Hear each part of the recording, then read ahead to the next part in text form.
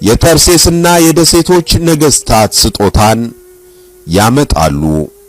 የአረብና የሳባ ነገስታት እጅ መንሻን ያቀርባሉ ተብሎ የተነገረለት ጌታ ሰባ ሰገል በብዙ ድካም ተጉዘው መጥተው ሳጥናቸውን ከፍተው ወርቅ፣ ዕጣን፣ ከርቤን እጅ መንሻ አድርገው ያቀረቡለት ጌታ ይሁዳ ለ30 ብር ሸጠው። በኦሪት በሬው ወንድ ባሪያ ወይም ሴት ባሪያ ቢወጋ የበሬው ባለቤት 30 የብር ሰቅል ለጌታው ይስጥ ተብሎ ተጽፎ ነበር። ይሁዳ ፈጣሪውን በጥንት ዘመን በሬ ለወጋው ባሪያ ካሳ በሚከፈለው 30 ብር ሊሸጠው ተስማማ።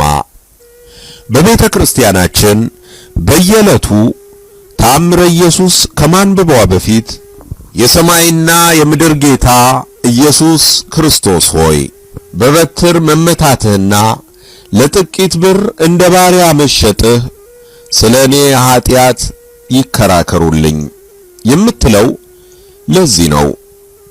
የገንዘብ መጠን ትንሽ ነው የምንለው ከተሸጠው ጌታ ታላቅነት አንጻር ነው እንጂ እንዲያም ቢሆን 30 ብር ይሁዳን ለማስጎምጀት የቻለና በኋላም እንደምናነበው ለሸክላ ሥራ ምቹ የሆነ አፈር የሚገኝበትን ተፈላጊ መሬት ለመግዛት የሚችል ገንዘብ ነበር።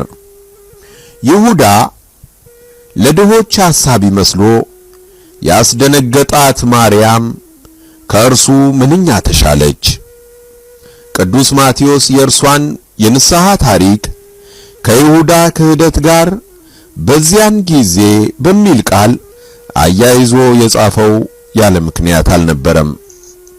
በዝሙት የኖረችው ሴት በገንዘቧ ነፍሷን ስታተርፍ፣ ሐዋርያው ይሁዳ ግን ለገንዘብ ነፍሱን አጣ። ለእርሱ ጌታውን የሸጠ መሰለው እንጂ በ30 ብር የሸጠው የገዛ ነፍሱን ነበር።